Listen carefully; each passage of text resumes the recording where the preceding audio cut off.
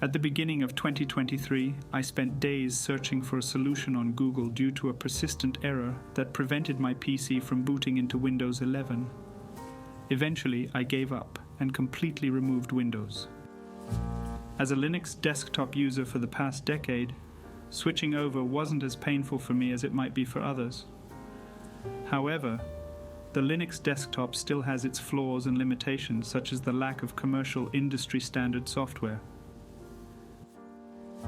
But today I don't want to dwell on those issues. Instead, I'd like to share my gaming experience with Linux over the past 10 months.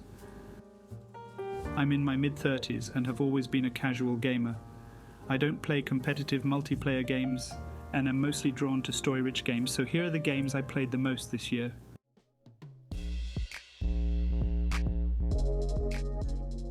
I've never been a Harry Potter fan and haven't even finished watching any of the movies.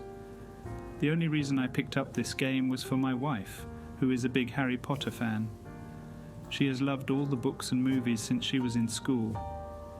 Given that she has been pregnant for most of the year, I wanted to spend more time with her. However, she isn't interested in gaming. So I decided to give this game a try. I created a character based on her appearance, and while we were both on the couch, I would ask her questions about the settings, and she would explain things to me, like the relationship between goblins and wizards. This way, we could have more conversations while I was gaming.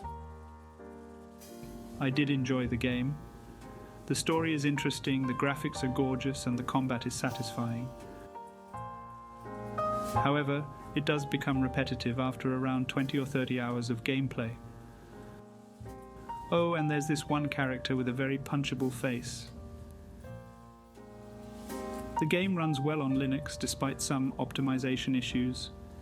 I didn't have to do any tweaking and it runs smoothly. The frame rate isn't very stable, but since I don't have a high-end PC, I have no complaints. My PC has an NVIDIA Tesla P40 GPU, which is quite old.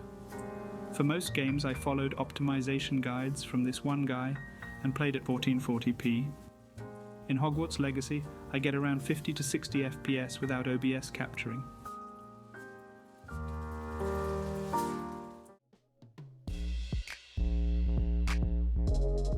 I'm aware that this isn't technically a 2023 game, but I've heard that the 2.0 update made it almost like a new game.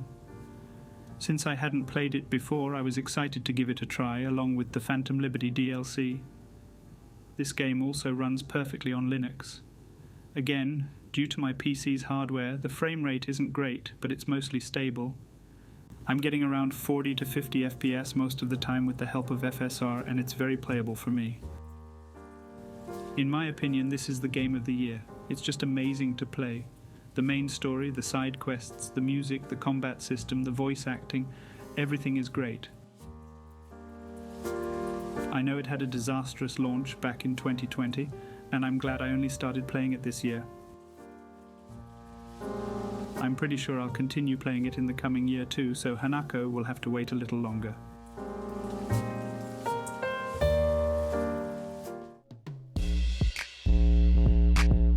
As a Switch exclusive game, Tears of the Kingdom is the game I've invested the most hours in. While I enjoyed playing it on my trusted old Switch, the graphics aren't very pleasing when docked and connected to a big TV. Luckily, both of the Switch emulators on Linux are amazing. I can play at 2x resolution and still get a very stable 30 FPS.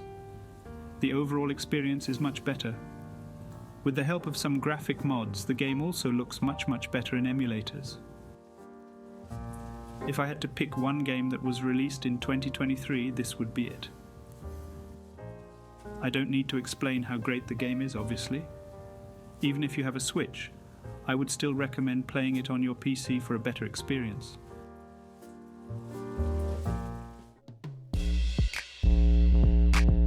This year, many people consider this title the best game, but unfortunately, I haven't had much time to really dive into it. As of now, I've only finished the prologue, and I'm looking forward to continuing the adventure. I did some benchmarking though. The game runs really well using DirectX 11 in Linux. However, with Vulkan, the performance has been greatly reduced on my PC. I tested a save file of Act 3, and with the recent patches the frame rate issue seems to be fixed already. I'm getting over 50 FPS on ultra settings when there's no screen capturing running in the background. I believe my CPU is the bottleneck in this area. Also, since it's a turn-based strategy RPG, I'm happy to play it even at 30 FPS.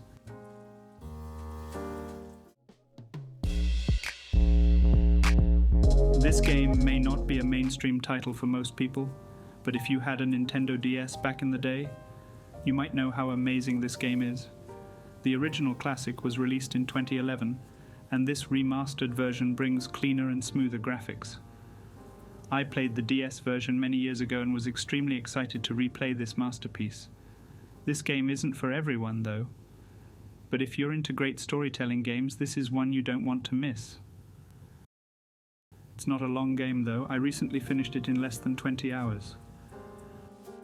The game isn't demanding at all, so it runs perfectly on any Linux machine, including a Steam Deck. As the end of 2023 approaches, I can confidently say that I've spent the majority of my gaming hours on Linux this year, and I've been very happy with it. Of course, there were some games that I wanted to play but couldn't run well enough on Linux. For example, Alan Wake 2 was totally unplayable with my old Pascal GPU.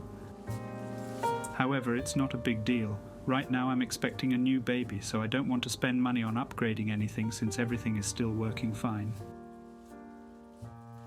Anyway, the holiday season is approaching, and I hope everyone gets to spend time with their family and wishes for a better 2024. Happy gaming!